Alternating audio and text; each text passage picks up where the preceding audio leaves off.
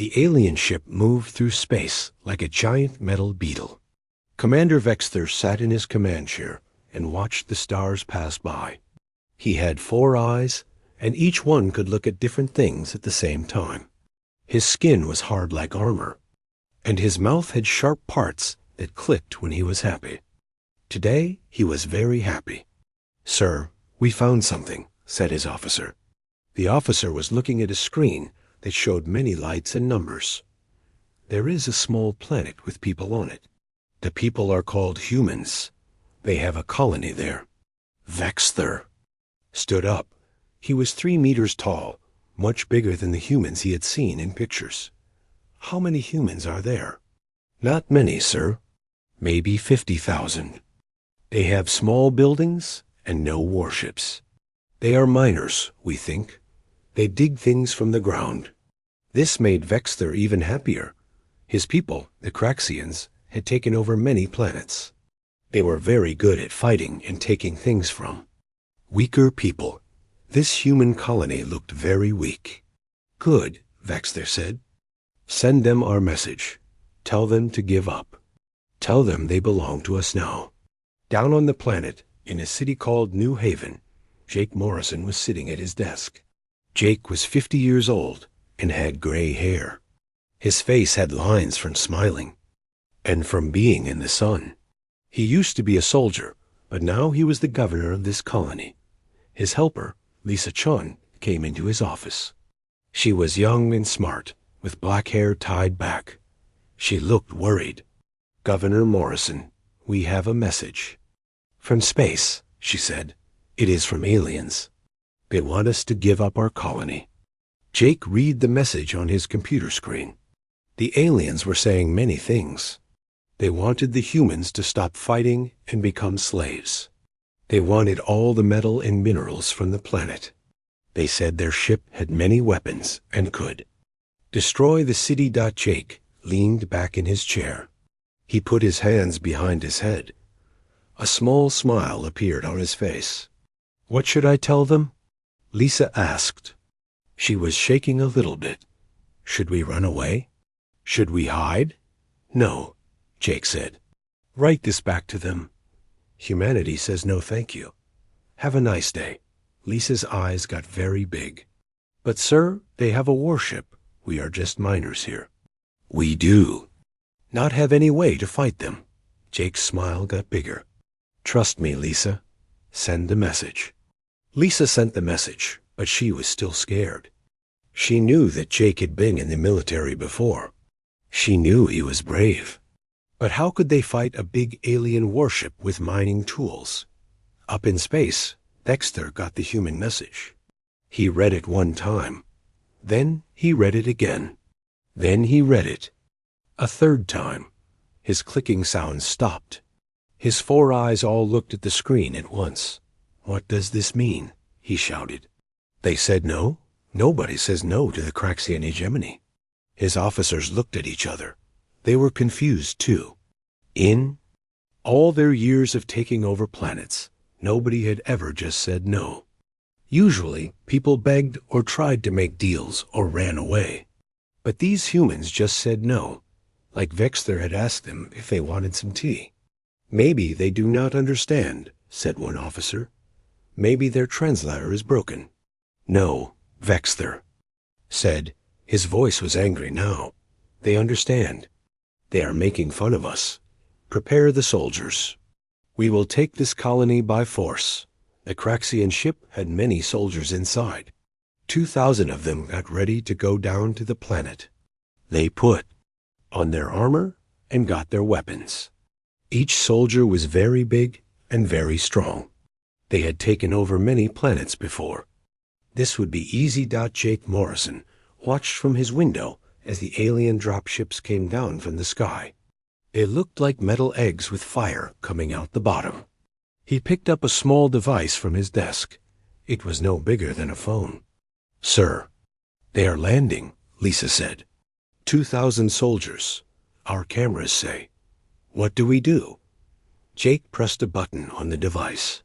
It made a small beep sound. Then he spoke 2 words into it. "Prairie fire." Lisa did not know what those words meant, but somewhere far away, on Earth and on many other human colonies, people heard those words. Computers started working. Ships started moving. Humans everywhere stopped what they were doing and got ready. The Craxian soldiers landed outside New Haven. They formed into groups and started marching toward the city. Sub-Commander Thaxol led one group. He was excited. This would be his first time taking over a planet. He would make his family proud. "Where is everyone?" asked one of his soldiers. The streets were empty.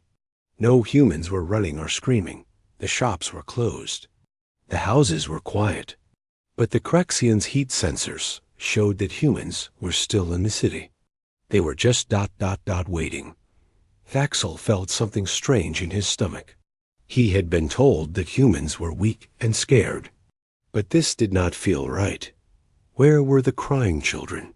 Where were the old people asking for mercy? "Keep moving," he told his soldiers. "Maybe they are hiding." They walked deeper into the city. The only sound was their heavy feet on the street. Then, from windows and doorways and roofs, humans appeared. But these were not scared miners. These humans wore power armor that hummed with electricity. They carried weapons that looked very advanced. They moved like soldiers who had trained together for years. Their faces were calm behind their helmet visors. Captain Amy Rodriguez stepped out in front of the Craxians. She was not very tall, but her armor made her look bigger. Her weapon was pointed at the ground, but she could raise it very fast if needed. "Hello," she said. Her voice came through speakers so the aliens could hear. "Welcome to New Haven. You should not have come here."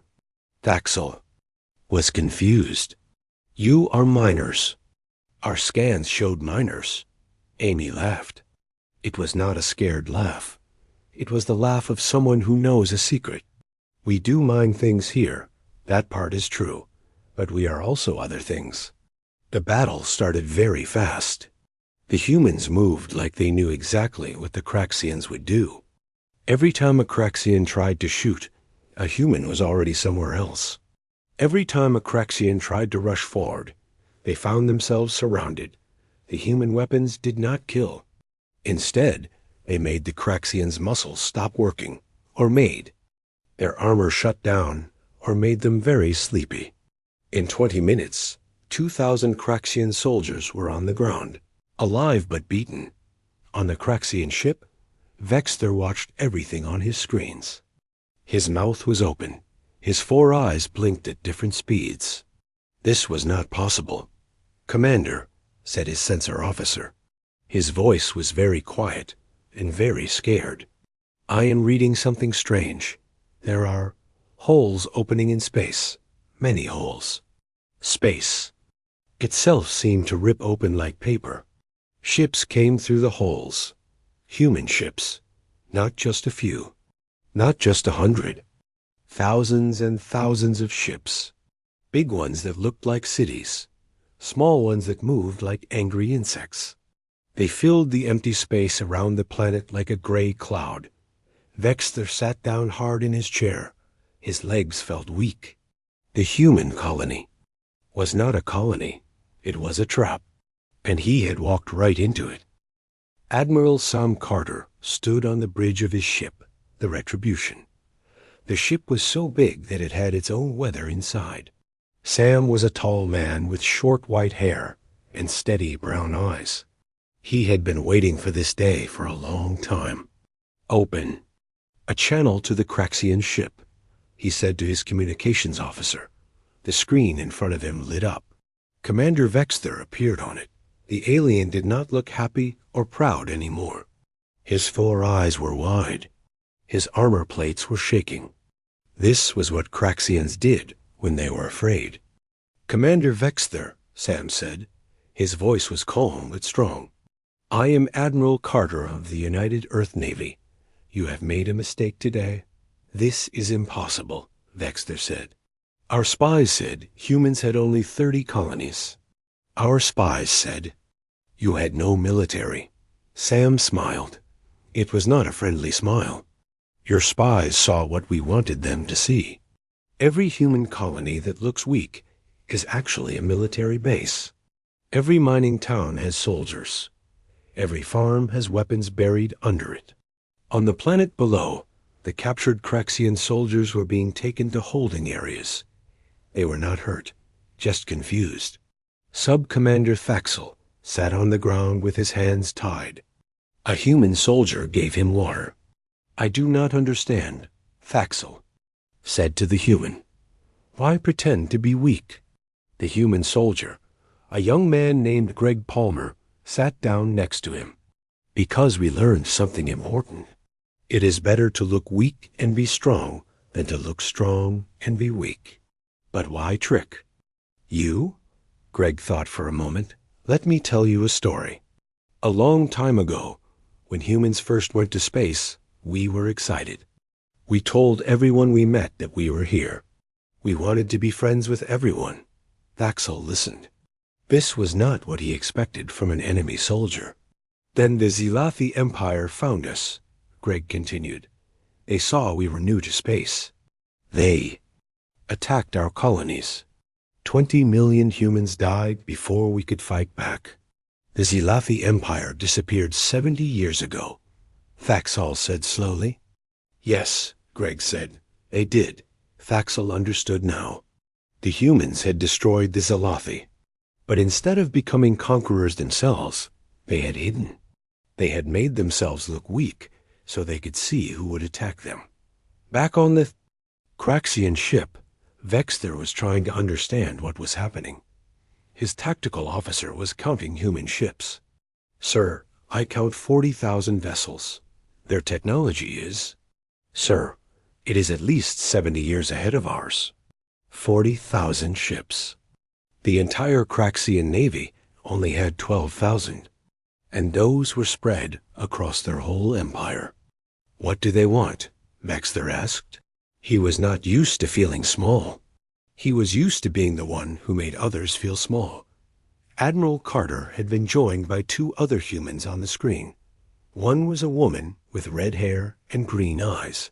She wore a uniform with many medals. The other was a man with dark skin and a serious face. "This is General Emma Johnson and Colonel Dan Wright," Admiral Carter said.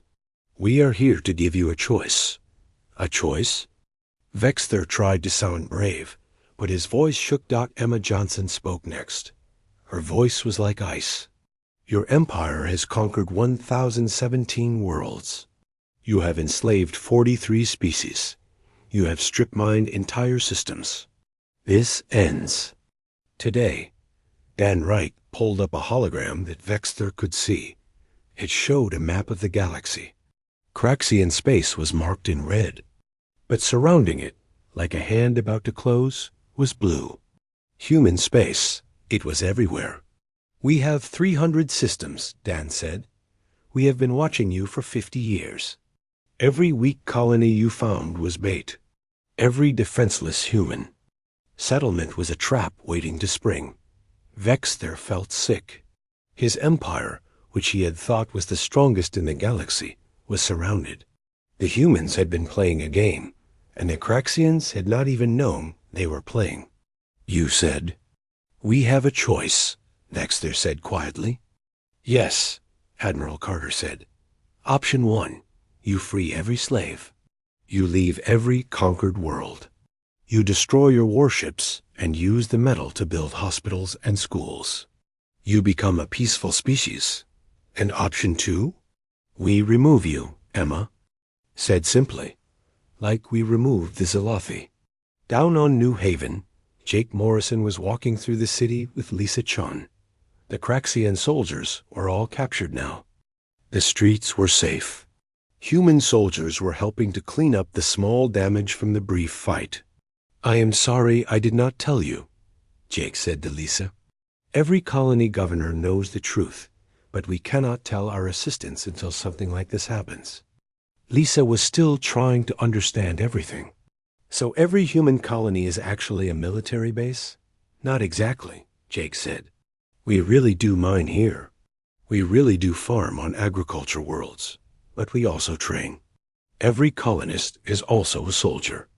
Every settlement is also a fortress. But why? Why not just have a normal military? Jake stopped walking and looked up at the sky. He could not see them, but he knew thousands of human ships were up there. Because we learned that the galaxy is dangerous. There are species like the Craxians who take from others. If we showed our strength, they might unite against us. But if we look weak, they come one at a time. Like fishing, Lisa said, beginning. To understand, exactly like fishing, Jake agreed. And today, we caught a big fish. The human fleet had surrounded the Craxian ship completely.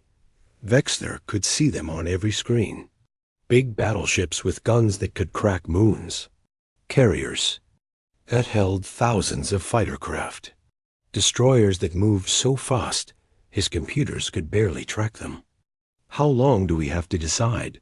Vexter asked. 1 hour, Admiral Carter said. Send our terms to your government. They can accept or they can fight. But know this, if you fight, you will lose. We have done the math. Your empire would last. 13 days? 13 days? Vexter could not believe it.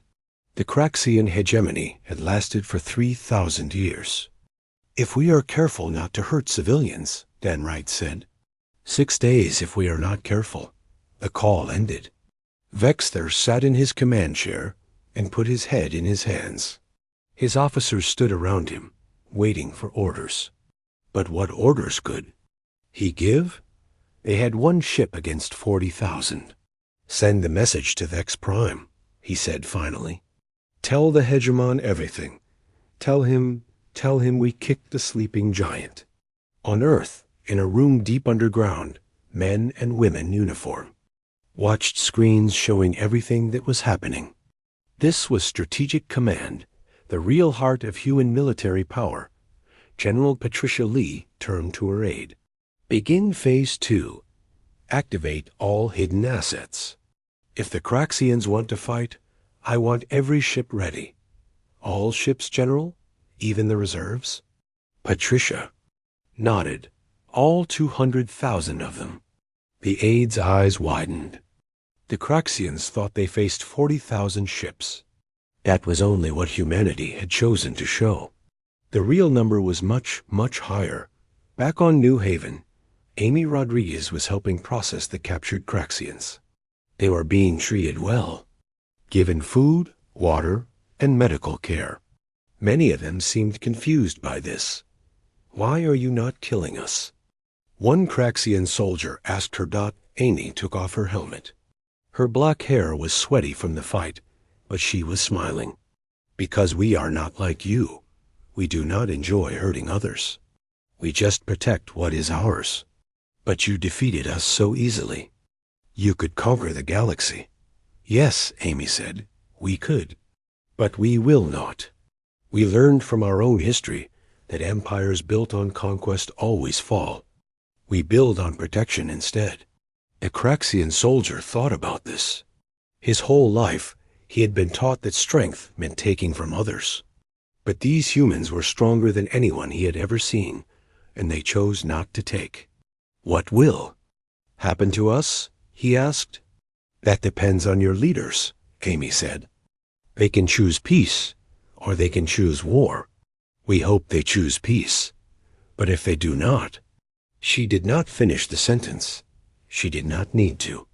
The human fleet hanging in space above them finished it for her. The message was clear. Humanity was done being prey. They were the protectors now, and the galaxy would learn to respect that or face the consequences. Commander Vexter walked into the meeting room on the human ship. His 4 eyes looked at everything at once. The room was simple, white walls, a metal table, 4 chairs, no decorations, no signs of wealth. This confused him because he knew. The humans were powerful. Admiral Sam Carter sat across from him. Next to the Admiral were Colonel Dan Wright and Intelligence Director Emma Johnson. They did not look angry or proud. They looked like people doing a job. "Thank you for coming, Commander," Admiral Carter said. "Please sit." Vexter sat. The chair was made for humans, so it was too small for him. But he did not complain. When you lose a battle this badly, you do not complain about chairs. Emma Johnson put a data pad on the table. "Commander, we need to talk about your empire. You have conquered 1,017 worlds. You have enslaved 43 different species. Why?" Vexter blinked his 4 eyes. Nobody had ever asked him why before. "Because we are strong. The strong take from the weak. That is the way of the universe." "No," Dan Wright said. "That is the way of bullies.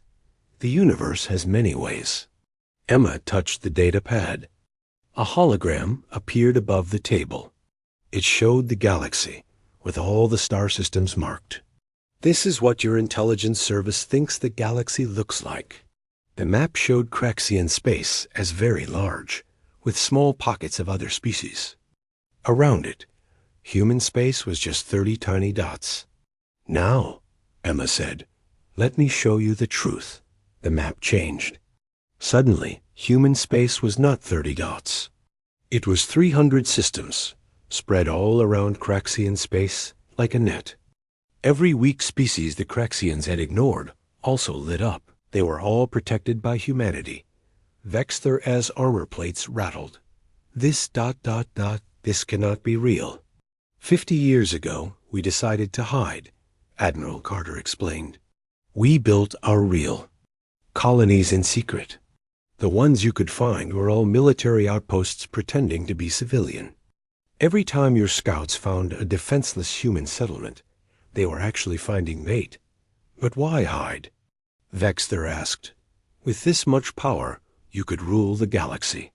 "Because we do not want to rule," Emma said. "We want to protect." "There is a difference." Dan Wright leaned forward. "Let me tell you about Earth history, Commander. We had empires too. Rome, Britain, Spain. They all thought they would last forever. They all fell. Every empire built on taking from others eventually falls. So what do you build on?" Vexter was genuinely curious now. Protection, trade, friendship. Admiral Carter smiled slightly. "It is harder than conquest, but it lasts longer." Emma brought up another display. This one showed ship counts. "Your empire has 12,000 warships." "Impressive, yes? We have 40,000 just in this sector. Our total fleet is over 200,000 ships." Vexter felt his heart skip. Craxians had 3 hearts, and all of them were beating very fast now. 200,000? And growing, Dan added. "We build more every year, not to conquer, but to be ready. Because species like yours exist." "You mentioned the Zalathi before," Vexter said slowly. "They attacked you when you were new to space." Admiral Carter's face became hard. 20 million humans died. 3 colonies burned. We were young and trusting. We announced ourselves to the galaxy with open arms, and the Zalathi saw prey. So you destroyed them. "We gave them the same choice we are giving you," Emma corrected. "They chose to fight.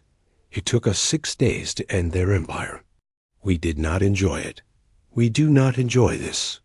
But we will do what we must to protect innocent people." Vexter was quiet for a moment. His whole life had been about strength through conquest. But these humans had strength beyond anything he had imagined, and they used it differently. "What exactly are you asking us to do?" he said finally. Admiral Carter stood up and walked to the window. Outside, the human fleet floated in perfect formation. "Free every slave. Leave every conquered world. Help rebuild what you destroyed. Transform your warships into trade vessels and hospital ships. Become part of the galactic community instead of its predator." "The hegemon will never agree to this," Vexter said. "He would rather die." "Then he will die," Emma said simply. "But his people do not have to die with him." You could have new leadership. Democratic leadership. Democratic? The translator struggled with the word. The people choose their leaders, Dan explained. Leaders serve the people, not the other way around. Vexter had never heard of such a thing. In the hegemony, the strong ruled and the weak obeyed. But these humans, who were stronger than anyone, chose to serve instead of rule. Back on New Haven, Jake Morrison was showing Lisa Chun something she had never seen before. They were in a hidden bunker under the city. The walls were lined with weapons and armor. Every colony has places like this, Jake explained. We are really miners here. That was not a lie. But we are also soldiers. Every human in the galaxy. Trains from childhood. Even the children? Lisa asked, shocked. Not with weapons, Jake said quickly. But they learn strategy through games. They learn teamwork through sports. They learn discipline through education. By the time they are adults, they are ready to defend humanity if needed. It must be exhausting, always being ready for war. Jake shook his head. We are not ready for war. We are ready for defense. There is a difference. We do not look for fights. But when someone brings a fight to us, we end it quickly. Above them, in space, a Crexian courier ship had arrived from their homeworld. It brought a message from Hegemon Mockstar. Vexter read it with growing fear. The Hegemon was angry. He called Vexter a coward and a failure.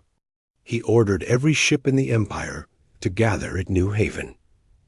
He would show these humans the true power of the Crexian hegemony. How many ships can he bring? Admiral Carter asked when Vexter shared the message.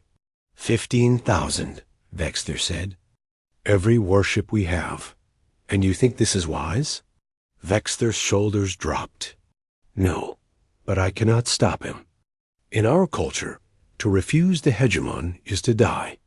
Emma Johnson had been quiet, but now she spoke. What if the hegemon was no longer in charge? That is not possible. He rules until death. Death can be political as well as physical, Emma said. What if your people saw that there was another way? What if they chose new leadership? The people do not choose anything in the hegemony, Vexter said sadly. They could, Danwright said. With our help, they could.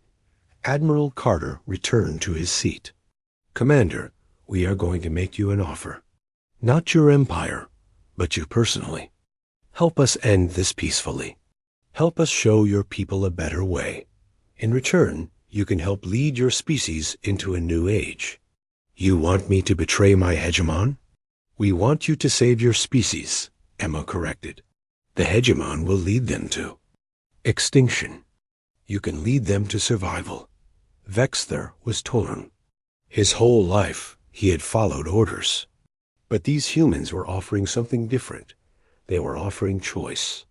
What would I have to do? He asked. Talk to your fellow officers, Admiral. Carter said. Many of them must see that this fight cannot be won. Help them understand that surrender is not weakness when facing overwhelming force. It is wisdom. And if I cannot convince them, then we will demonstrate the difference in our power, Emma said. But we prefer words to weapons. On New Haven, the captured Crexian soldiers were experiencing something strange. Their human captors were teaching them games. Card games, board games, video games. At first, the Crexians did not understand why. Amy Rodriguez sat with a group of them, dealing cards for a game called poker. You see, she explained, games teach strategy without violence. They teach winning and losing without death. Sub-Commander Thaxel was learning quickly. In the hegemony, we have no games, only training for war. That is sad, Amy said. Games bring joy. They build friendships. Look around you. Thaxel looked. Human and Crexian soldiers were laughing together over their cards. They were not enemies now. They were just people playing games. This is what peace looks like, Amy continued. Different species enjoying time together. No slavery, no conquest. Just friendship. It seems ... Quotes Thaxel searched for the word. Nice. Amy smiled. It is nice, and it is strong. Bonds of friendship are harder to break than chains of slavery. Back on the human flagship, Vexter had made his decision. I will help you, he said. Not because I betray my people, but because I want to save them. Admiral Carter reached out his hand. Vexter did not know what this meant, but Emma whispered, Take his hand and shake it. It is how humans make agreements. Vexter took the Admiral's hand. It was so much smaller than his own, but he could feel the strength in it. Not just physical strength, but strength of purpose. Welcome to the right side of history, Commander, Admiral Carter said. Now, let us save your people from themselves. The news reached Vex Prime like a thunderbolt. In his throne room made of conquered metals, Hegemon Mokstar the Eternal raged like a storm. He was the biggest Crashian who had ever lived, 4 meters tall and covered in scars from 100 battles. His tail, thick as a tree trunk, smashed furniture as he screamed. One ship. One pathetic ship lost to these humans. He grabbed a golden statue taken from a conquered world and threw it across the room. It shattered against the wall. And now they dared to make demands of me? His advisors cowered against the walls. They had served the hegemon for years, but they had never seen him this angry. General Caxter, the oldest and bravest of them, tried to speak reason. Great hegemon, he said carefully, the humans showed Commander Vexter evidence of great military strength. Perhaps we should consider silence. Mokstar's tail swept across the room, missing the general by inches. I have ruled for 200 years. I have conquered 1,000 worlds. I will not bow to these pink apes who hide in the shadows. But Hegemon, another advisor tried, if they truly have 40,000 ships. Lies! Mokstar roared. Tricks and illusions. They probably have a few hundred ships with holograms to make them look like more. I have seen such deceptions before. General Caxter looked at the other advisors. They all thought the same thing, but were too afraid to say it. What if the humans were not lying? What if they really did have 40,000 ships? Or more? Send the orders, Mokstar commanded. Every ship in the Empire comes to New Haven. 15,000 warships. Let us see how their tricks work against real power. The advisors bowed and left to send the orders. But in the hallways outside the throne room, they whispered to each other. They spoke of Commander Vexter's report. They spoke of the human offer. They spoke of survival. At New Haven, the human fleet waited patiently. They had pulled back to the edge of the system, leaving only the colony visible. To anyone watching, it looked like they had retreated. But Admiral Sam Carter knew better. His ships were not gone. They were waiting. How long until the Craxian fleet arrives? He asked his tactical officer. 6 days, sir. They are gathering from across their empire. Sam nodded. 6 days to prevent a massacre. He did not want to destroy the Craxian fleet. Every ship had thousands of lives aboard. But he would if he had to. On another human ship, Commander Vexter was making calls to his fellow officers. The humans had given him a private room and secure communications. They trusted him, which surprised him. In the hegemony, trust was weakness. Captain Drexenel, he said to the screen, you must listen to me. The humans are not what we thought. Drexenel was younger than Vexter, but smart. His ship was 3 days away from New Haven. Commander, the hegemon says you have been corrupted by human lies. Look at this. Vexter sent the data Emma Johnson had shared with him. Look at the real map of human space. Look at their ship counts. Look at what happened to the Zelathi. Drexenel was quiet as he studied the information. His 4 eyes widened. If this is true, It is true. I have seen their fleet with my own eyes. 40,000 ships, Drexenol. And they say they have more in reserve. What do they want from us? They want us to stop conquering. To free our slaves. To join the galaxy as friends, instead of predators. Vexter leaned closer to the screen. They want us to live, Drexenol. The hegemon will lead us to death. You speak treason, Drexenol said, but his voice was uncertain. I speak survival. Talk to your crew. Show them this data. Make them understand. We cannot win this fight. One by one, Vexter called other officers. Some called him traitor and cut the connection. But others listened. They looked at the data. They thought about their families. Slowly, doubt spread through the Craxian fleet like water through cracks.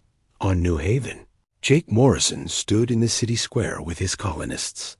They had all put on their military uniforms now. There was no more need to pretend. I am proud of all of you, Jake said to the gathered crowd. For 5 years, you have played your parts perfectly. Miners, farmers, shopkeepers. But underneath, always soldiers. Always ready.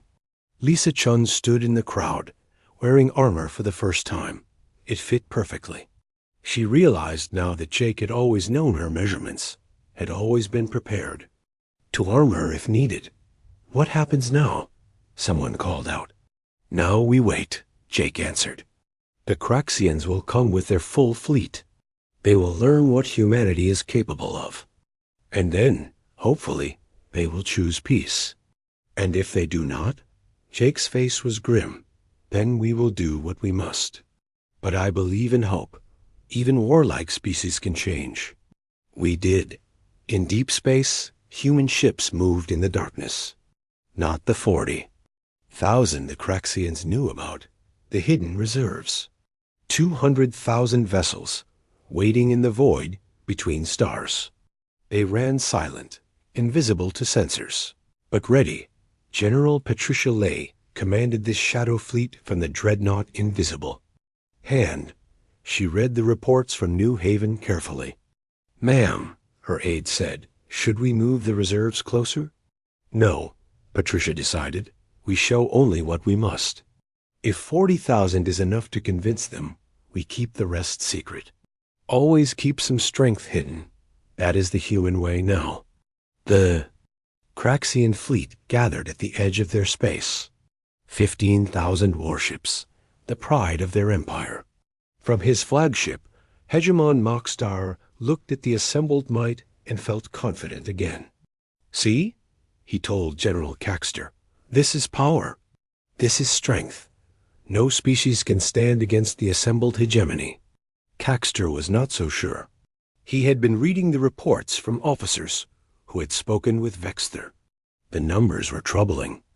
If the humans really had 40,000 ships at New Haven and more in reserve. Hegemon, he said carefully, perhaps we should send a smaller force first to test their defenses. No. Mockstar slammed his fist on his command throne. We go. In full force. We will crush them in one blow. Set course for New Haven. The Craxian fleet jumped to hyperspace. 15,000 ships carrying 3 million Craxian soldiers and crew. They thought they were going to an easy victory. They were wrong. When they arrived at New Haven, space looked empty. The human colony sat on its planet, apparently defenseless. Mockstar laughed. You see? They ran away. Their 40,000 ships were an illusion. He turned to his communications officer. Tell the colony to surrender. They have 1 minute. But even as he spoke, space began to change. Jump points opened everywhere. Not dozens, not hundreds, thousands upon thousands. The human fleet did not arrive.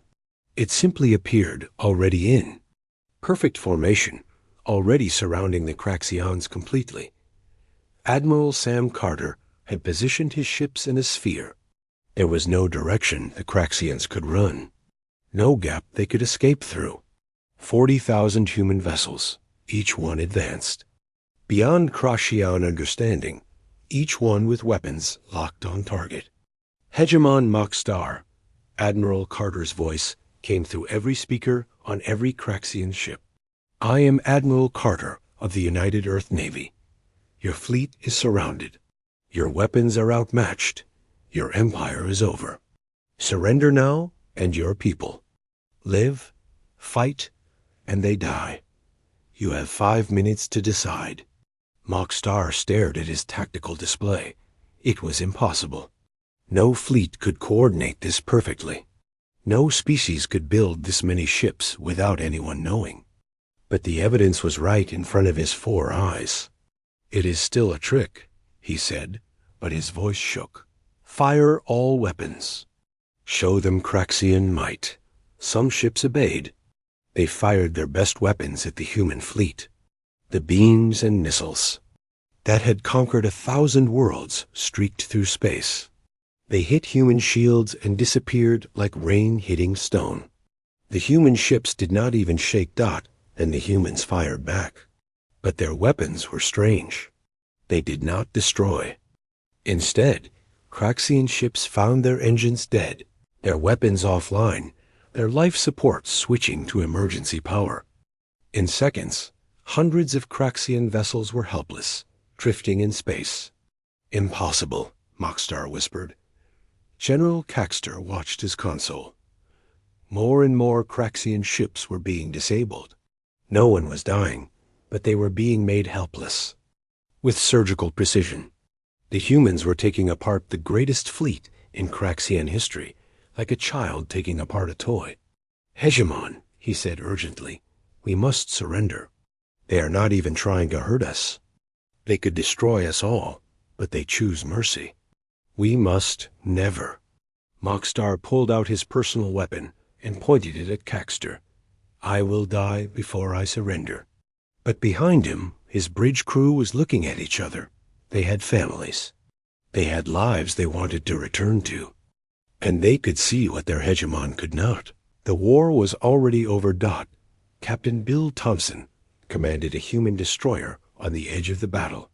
His job was to disable Craxian ships trying to escape, but there were not many trying. Most were simply shutting down their weapons and waiting. Captain, his weapons officer reported, the Craxian battleship Lord of Conquest is powering down. They are signaling surrender. Good, Bill said. Mark them as non-hostile. Move to the next target. All around the sphere, the same scene played out. Craxian captains, faced with impossible odds and an enemy that showed mercy, chose life over death. One by one, the proud warships of the hegemony went dark. On his flagship, Mokstar watched his empire dissolve. Ships that had served him for centuries were surrendering. Officers he had trusted were refusing his orders. He stood alone on his bridge, abandoned by all but his rage. Cowards! He SCR. 6 months had passed since the Battle of New Haven. The galaxy looked very different now. On Velos Prime, a world that had been enslaved for 500 years, free beings walked under their own sun for the first time in generations. Ambassador Nicole Parker stood at the grand podium in the new council chambers. She was a small woman with gray hair and kind eyes, but when she spoke, thousands of beings from 40 different species listened. Behind her, flags of all the free worlds flew together. Today marks a new beginning, Nicole said. Her voice carried across the vast hall. The age of empires taking from the weak is over. Today, we sign the charter of the Galactic Alliance. Today, we choose cooperation over conquest. In the audience, Commander Vexter sat with the Craxian delegation. He wore not armor, but simple civilian clothes. It felt strange, but good. Beside him sat other former officers who had chosen to help build the new Craxian Republic. Are you ready for this? Asked Draxinol, who now served as an elected representative. No, Vexter admitted. but I'm learning. Democracy is harder than dictatorship. Having to listen to others, having to compromise. But it is better. Around them, beings who had been slaves just months ago sat as equals. The Vreks, small creatures with big eyes who had been forced to mine for centuries. The Tylorians, whose beautiful worlds had been stripped bare. The Genie, whose art and culture had been stolen. All free now. Nicole continued her speech. The Alliance will not be an empire. No single species will rule. We will share technology, share resources, share knowledge. We will protect each other from those who would conquer. And leading our defense will be the United Earth Fleet, standing guard against tyranny. On New Haven, life had returned to normal, sort of normal. The colony still mined metals from the planet's crust. But now, Craxian engineers worked alongside humans, learning and teaching in equal measure. The former enemies had become colleagues. Jake Morrison walked through the mixed market that had sprung up in the city center. Humans and Craxians and dozen other species bought and sold goods. Children of different species played together in the square. It was peaceful. Governor Morrison, Lisa Chun jogged up to him. She still served as his assistant, but now she wore her military insignia. Openly. I have the reports from Earth you wanted. Jake took the datapad and read quickly. Trade was up 300%. Former slave worlds were rebuilding with human help. The Craxian Republic had just held its first free elections. Everything was going according to plan. Good, he said. Any problems? Some former hegemony loyalists are causing trouble in the outer systems, but Captain Rodriguez and her team are handling it. Jake nodded. There would always be those who longed for the old ways, but they were few and growing fewer. Most beings, given the choice, preferred freedom to chains dot in space above Vex Prime, the former Craxian capital. Something unprecedented was happening. Human ships and Craxian ships flew side by side, not as conqueror and conquered, but as partners. General Patricia Lee stood on the bridge of the Invisible Hand, watching the joint exercises. Craxian crews were learning human tactics, human technology, human philosophy of protection over predation. How are they doing? She asked her tactical officer. Better than expected, General. The Craxians are excellent warriors. They just needed to learn how to fight for the right reasons. Patricia smiled. It was true. The same qualities that had made the Craxians fearsome conquerors. Discipline, courage, strength made them excellent protectors when pointed in the right direction. In a quiet cafe on Velos Prime, an unusual meeting was taking place. Sub-Commander Thaxel, now just Citizen Thaxel, sat across from Amy Rodriguez. They were not discussing military matters. They were playing chess. I still do not understand this game, Thaxel said, studying the board. Why does the small piece have so much power? Amy moved her pawn forward. Because in chess, like in life, the smallest piece can change everything if used wisely. Humans learned that long ago. We looked small to you, but we were not. No, Thaxel agreed. You were not. He moved his knight, a move Amy had taught him the week before. Can I ask you something? Always. Why did you spare us? You could have destroyed the hegemony completely. Many species would have. Amy thought. For a moment. Because destruction is easy. Building is hard. We could have killed every Craxian and felt justified. Your empire did terrible things. But then what? Another empire would rise to fill the void. Instead, we chose to teach, to show a better way. Now, instead of enemies, we have friends. Which is stronger? Thaxel considered this. Friends, he said finally. Friends are stronger. Checkmate, Amy said gently, moving her queen. Thaxel looked at the board and laughed. It was a sound that would have been impossible under the hegemony. Laughter for its own sake, not at someone else's. Pain, again, he said. I will learn this game. That's the spirit, Amy said, resetting the board. On Earth, in the deep bunker that housed Strategic Command, Admiral Sam Carter stood before the assembled leadership. The screens around them showed not battle plans, but trade routes, construction, projects, cultural exchanges. Phase 1 is complete, he reported. The Craxian hegemony has been transformed. The freed species are recovering. The alliance is strong. And our true fleet strength? Asked the President of United Earth. Still classified at the highest levels. The galaxy knows we have 40,000 ships. The real number remains need to know only. Good, the President said. Let them think 40,000 is our limit. Meanwhile, we continue to build, continue to watch, continue to prepare. Peace through strength. What about other threats? General Lee asked. The Craxians were not the only aggressive empire out there. Sam brought up a star map. Several regions were marked in yellow. We are monitoring 17 potentially hostile civilizations. 12 seem to be learning from the Craxian example and moderating their behavior. 5 remain aggressive. And if they move against the Alliance, then they learn what the Craxians learned. We are done being prey. We are the guardians now. Back on New Haven, night was falling. Jake Morrison stood on his balcony, looking up at the stars. Some of those points of light were human ships, standing watch. Others were Craxian vessels, learning to protect instead of conquer. Still others were ships from dozens of species, flying free for the first time in centuries. Lisa Chun joined him on the balcony. Credit for your thoughts, Governor? Jake smiled at the old Earth saying, I was thinking about how it all started. One Craxian ship arrived here, thinking we were helpless miners. Now, the entire galaxy has changed. Do you think it will last? The peace? Nothing lasts forever, Jake said honestly. Someday, somewhere, another threat will rise.